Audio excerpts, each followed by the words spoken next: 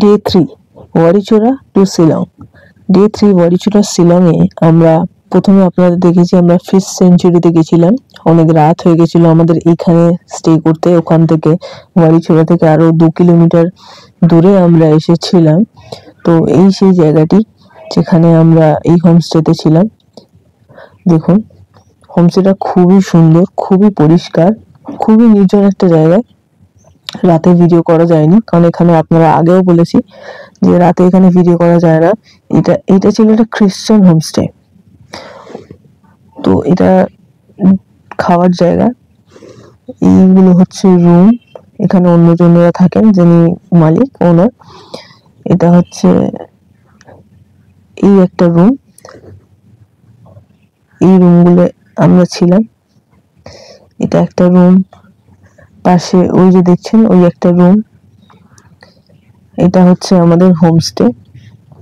খুবই সুন্দর, খুবই এটা ভালো জায়গায় এই হোমস্টেটা ছিল। আমরা এখানে খুবই এনজয় করেছি।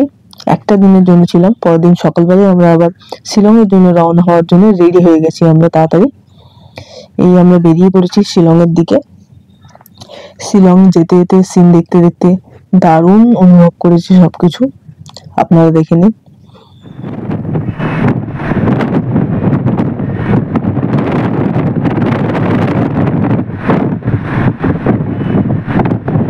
তো শিলংয়ে পৌঁছে আমরা একটা জায়গায় স্টে করব।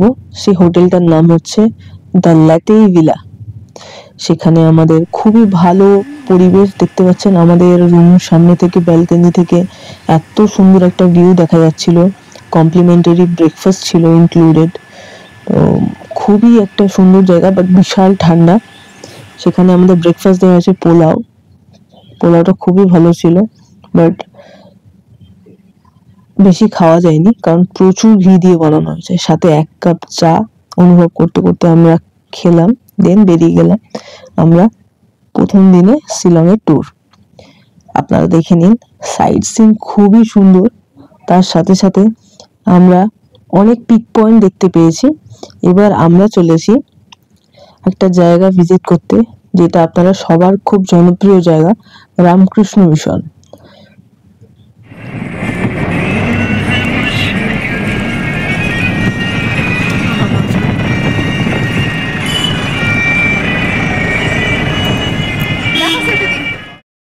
আমরা অলমোস্ট পৌঁছে এসেছি রামকৃষ্ণ মিশনের কাছাকাছি। এই হচ্ছে সেই রামকৃষ্ণ মিশন, যেটা আমাদের সব জায়গাতে থাকে, মানে কলকাতা বলুন, যে কোনো অন্য স্টেট বলুন, যেমন শিলংয়ে সেরকমই একটা রামকৃষ্ণ মিশন, যেটা আমি ভিতর থেকে পুরোপুরি আপনারা দেখাবো। দেখুন রামকৃষ্ণ মিশনটা এভাবে দেখতে দেখতে এরকম, আর ভিতরটা হচ্ছে এরকম পুরোটাই দেখাবো। কি কি দেখার মতো জিনিস আছে, এই যে বিভিন্ন রকম স্মৃতিসৌধ দেখছেন, কি কি এখানে আগে ছিল, কি কি স্থাপনা হয়েছে, কিরকম আগে দেখতে ছিল, সবটাই এখানে পুরোপুরি দেওয়া রয়েছে। এখানে অলরেডি ভিডিও করা অ্যালাউড নয়, তাও খুবই গোপন ভাবে ক্যামেরা নিয়ে এখানে দেখছেন এই যে পোশাকটি দেখালাম, এই পোশাকটি হচ্ছে এখানকার রাজার। এই যে সব ফটোজ রয়েছে, এই যে সব অস্ত্র রয়েছে, সব এখানকার মানে ওল্ড মেমোরিজ। যেমন একটা রামকৃষ্ণ মিশনে হচ্ছে প্রতি জায়গার একটা সৌধি মতো থাকে, সেই রকম টাইপেরই কিছু একটা বলতে পারেন। যেহেতু এখানে আমাদের গাইড ছিল না, এতটা আমরা বুঝতে পারিনি, কোথাকার ভাষাটাও অন্যরকমই ছিল, খুব একটা ইংলিশ ছিল না বা হিন্দি ছিল না। তো যাই হোক, এখানে সবটাই পরিষ্কার দেখতে পাচ্ছেন আপনারা। এখানকার লোকেদের জলদি বলে দিলে কি ছবি তোলা বার তো এখানে ফটোগ্রাফ করে দিতে না দূর সব তোলা গেল না ঠিক বলে। আর এই রুমটিতে এখন দেখুন এখানকার যত রকম পুরনো জিনিস, যা যা জিনিস এখানে ইউজ করা হয়, যেমন বাটি, আমাদের যেমন এখানে বাটি গ্লাস ইউজ করা হয়, ওদের সেম জিনিস অ্যাজিটিভ যা যা ওদের কালচারে ইউজ করা হয়, সব এখানে রয়েছে। সেই সব জিনিসপত্র যেগুলো দেখতে ভীষণ সুন্দর কাছ থেকে। আর যা যা মেটেরিয়াল গয়না এরা পরে, বা গায়ের জামা বলুন, চাদর বলুন, যাই বলুন না কেন, এদের পোশাক আশাক সব এখানে উপস্থিত রয়েছে। খুবই সুন্দর দেখতে। এগুলো আমরা পুলিশ বাজারেও গিয়ে দেখেছি যে এই রকম টাইপেরই জুয়েলারি এখানে পাওয়া যায়, ফেমাস।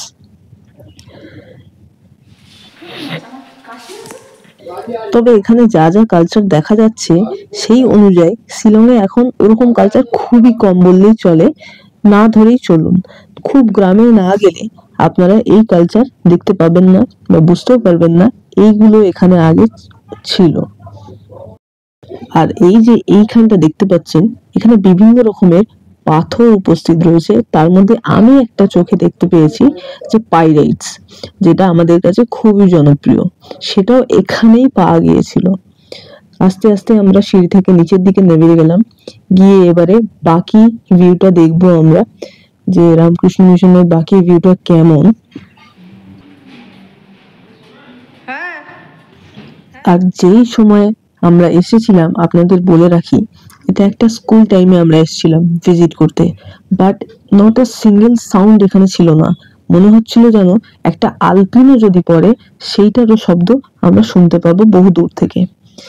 এখানে পরিবেশ খুবই শান্ত। এখানে বাচ্চারা মানে যারা এই স্কুলে পড়ে তারা হচ্ছে তো মানে খুবই ওয়েল কালচার্ড।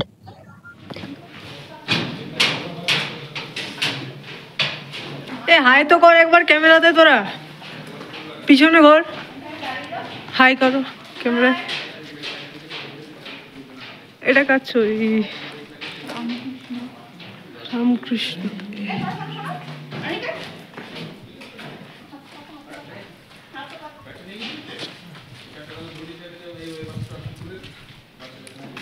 এদে দে দে, ফুলটা বলছিলে না, এইটাই শুধু বেগুনি কালারটা এটা। আরে সেই ফুলটা দেখছিলাম না, দেখো দেখো, এটা একটু লাইট কালারের, বেগুনিটা।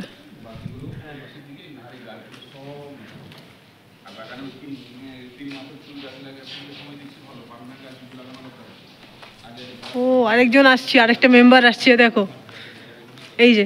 আসো তুমি আমাদের। খুব তাড়াতাড়ি নিচে নামলাম। নিচে নেমে এবার আমরা দেখব সেমিনার হল। জানলা দিয়ে এদিক ওদিক দেখে কিছু দেখতে না পেয়ে সেমিনার হলের দিকে তাকালাম একবার, বা তেমন কিছু না থাকায় তাড়াতাড়ি নিচে নেমে আমরা পুরো বিল্ডিংটার ছবি নিলাম, যেটা এই আশ্রমের শোভা বাড়ায়।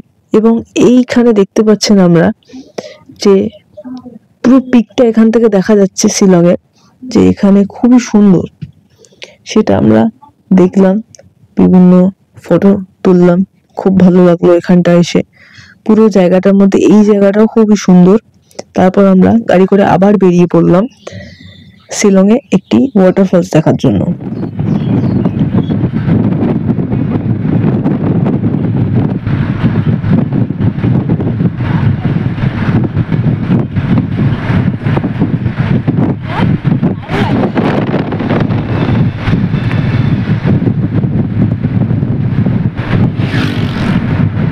তো আপনাদের জানিয়ে রাখি, এখানে টিকিট খরচা per head 20 rupees and parking এর জন্য 50 টাকা। এখানে এসে দেখলাম খুবই সুন্দর একটা ভিউ, তার সাথে সেই দূরে দেখতে পাচ্ছেন একটি ঝর্ণা, যেটা হচ্ছে নীল নদীতে বয়ে গেছে। খুবই সুন্দর, যেটা চোখে না দেখলে প্রকাশ করা সম্ভব না কিছুতেই, তাও ফটোতে বা ভিডিওতে যতটা দেখানো সম্ভব আমি তুলে ধরার চেষ্টা করলাম। এই হচ্ছে সেই ঝর্ণা।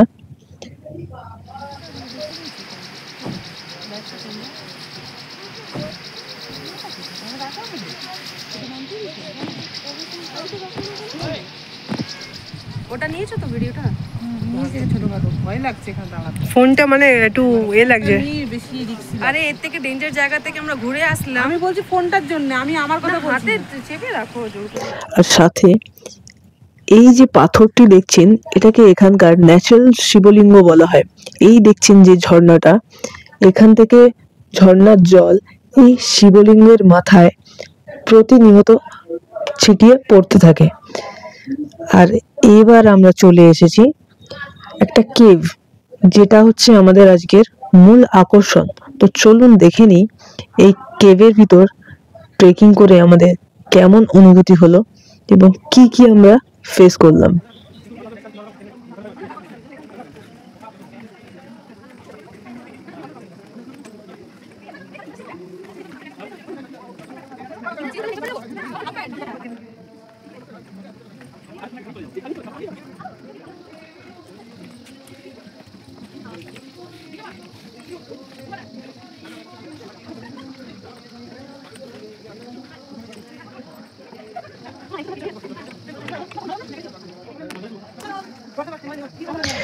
কেভটার মধ্যে প্রবেশ করতেই বুঝতে পারলাম খুবই অ্যাডভেঞ্চারপূর্ণ জায়গা এটা হতে চলেছে, বাট তাও খুবই সাহসের সঙ্গে আমরা এগিয়ে গেলাম। আর দেখলাম আস্তে আস্তে যত এগোতে থাকছি তত কিন্তু অন্ধকার বাড়তে থাকছে। তাই ভিডিওতে কতটা প্রকাশ পাবে সেটা বলতে পারছি না, তবে চেষ্টা করব বেশিরভাগটাই তুলে ধরার জন্য। তো দেখুন, আপনারা দেখে বুঝতেই পারছেন এটা বহু বছরের পুরনো, বহু হাজার বছরের পুরনো এই কেভটি, যেটা তার প্রতিটা গায়ে নিশান ছেড়ে গেছে, যেটা অমূল্য। আমারও একটু ইচ্ছা প্রকাশ হলো যে একটু হাত দিয়ে দেখি এই অমূল্য জিনিসের গায়ে। তো তাই দেখার পরে বুঝতে পারলাম এটা দেখতে শুকনো থাকলেও বাট এটা খুবই পেছল, যেটা হচ্ছে গিয়ে বলে শ্যাতলা পড়ে গেছে, আর পাথরের গায়ে চুন চুন মতো খসতে থাকছে। তো তাই আর না হাত দিয়ে আমরা সোজা এগিয়ে গেলাম ভিতরের দিকে। আর ততটাই ভিতরে ভিতরে দেখছিলাম যে বিভিন্ন রকমের, ভালো করে দেখলে বোঝা যাবে এখানে বিভিন্ন রকম জিনিসের আকার ধারণ রয়েছে, বাট আমরা সব বুঝতে পারছিলাম না। যাই হোক, খুবই ভালো লাগছিল, কারণ এরকম গুহায় আমি দ্বিতীয়বার ঢুকছি। ঢুকেছিলাম ভাইজ্যাকের একটি আরাকুতে, আর সেকেন্ড এইখানে। এবং এই সরু ছোট্ট জায়গাটা দিয়ে আমাদের গোলে যেতে হবে, যেখানে খুবই একটা ছোট্ট স্পেস। মোটা মানুষেরা আমার মনে হয় না এখানে দিয়ে প্রবেশ করতে পারবে বলে, তাও একবার চেষ্টা করা যেতেই পারে। আস্তে আস্তে আমরা ভিতরের দিকে ঢুকতে থাকলাম।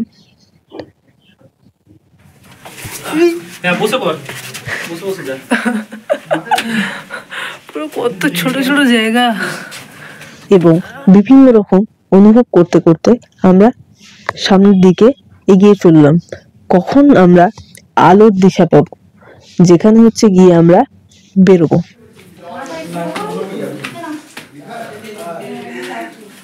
কিছু জায়গায় দেখলাম যে কিছু কিছু আলোর ব্যবস্থা করা আছে, কারণ এখানে একদম অন্ধকার থাকলে ঢোকা ইম্পসিবল ব্যাপার একটা। তাই জন্য হয়তো এখানে কিছু জায়গায় যেখানে আলোর ব্যবস্থা করা রয়েছে।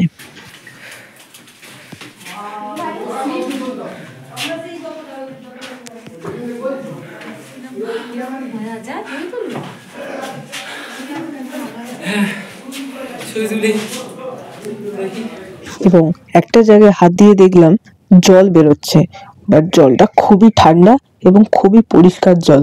দেখে মনে হচ্ছিল যেন খাওয়াও যাবে, বাট সাহস পেলাম না খাওয়ার। তাই সামনের দিকে এগিয়ে গেলাম। আর কত দূর বুঝতে পারছিলাম না, তাই যারা সামনে যাচ্ছিল তাদেরকে অনুসরণ করে আমিও এগিয়ে চললাম।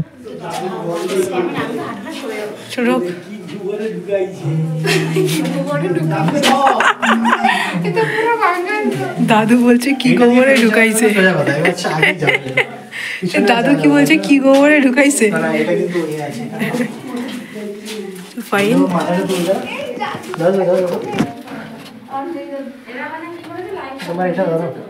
উঠতে পারবো কি অনেকের দেখি। বাবা, হ্যাঁ ফাইন।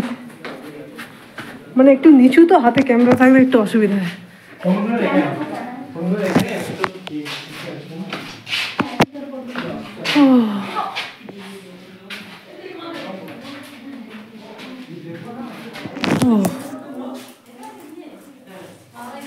কোথা থেকে আমরা ঢুকলাম, সেই ফুটো থেকে।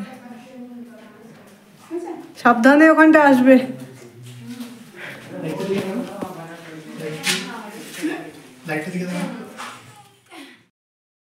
জানো না, আমি বেশ করি।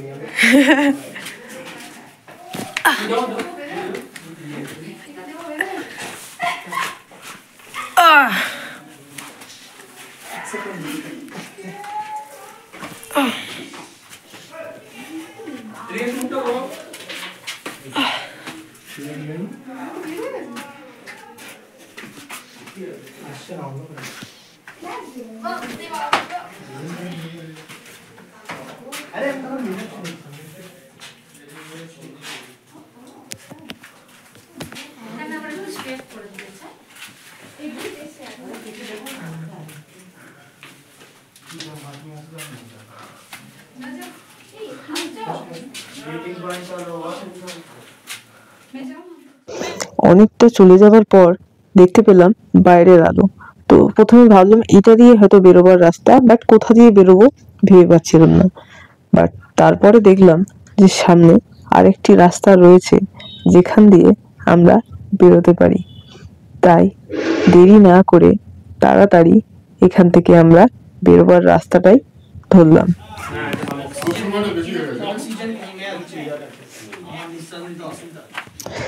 তাই দেরি না করে তাড়াতাড়ি বাইরের দিকে বেরিয়ে আসার চেষ্টা করলাম। আর এবার বোধহয় ভালো বোধ করছি, কারণ ভিতরে যেভাবে অক্সিজেনের অভাব বোধ হচ্ছিল, বাইরে বেরিয়ে মনে হলো যা প্রাণটা ফিরে পেলাম। বেরিয়ে এই গানের দিকে অনুসরণ করে চলতে থাকলাম আর পৌঁছেও গেলাম।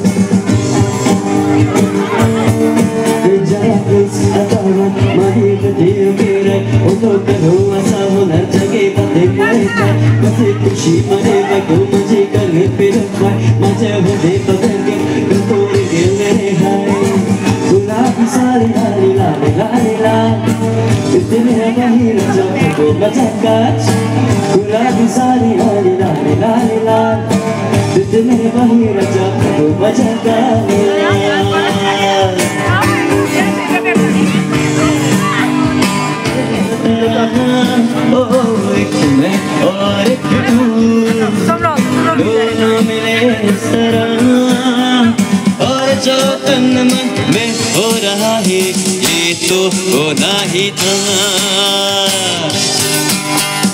बार बार देखो हजार बार देखो कि देखने की चीज है हमारे दिल रुबा ताले हो ताले हो ताले हो बार बार देखो हजार बार देखो कि देखने की चीज है हमारे दिल रुबा ताले हो ताले हो। दे मुस्कुरा दे सारा मुस्कुरा दे एक खुशी गम बदले तू अपने हमसे तुले हंसी हो गए हम अब तेरे तू हो गए अपनी मुस्मुसासी दो मुलायला मुस्मुसासी दे सारा मुस्कुरा दे मुस्कुरा दे सारा मुस्कुरा। এখানে আমরা এত এনজয় করছিলাম, তারপরে আমাদের ড্রাইভার আঙ্কেল বললেন এখান থেকে তাড়াতাড়ি না বেরোলে কিছুতেই ইকো পার্ক দেখা সম্ভব হবে না। হ্যাঁ, ইকো পার্ক, এটি হচ্ছে ইকো পার্ক, যেটা আমাদের কলকাতাতেও পাওয়া যায়। বাট আমাদের কলকাতা আর এখানের মধ্যে একটাই তফাৎ, এখানে হচ্ছে এই পিক গুলো শুধু দেখা যায় আর নাথিং এলস, এখানে কিছু নেই। টিকিট ফেয়ার 20 টাকা পার হেড। তো আমরা ভালো করে এই জায়গাটার ভিউ নিলাম, নেওয়ার পরে আমরা ফিরে যাব আমাদের হোটেলে, যেখানে হচ্ছে আমরা শিলংয়ে দ্য ল্যাথেই ভিলাতে বুক করেছিলাম। ডেসক্রিপশনে আমি সমস্ত ডিটেলস দিয়ে দেবো, আর বাকি নেক্সট ভিডিওতে অপেক্ষা করুন। নমস্কার।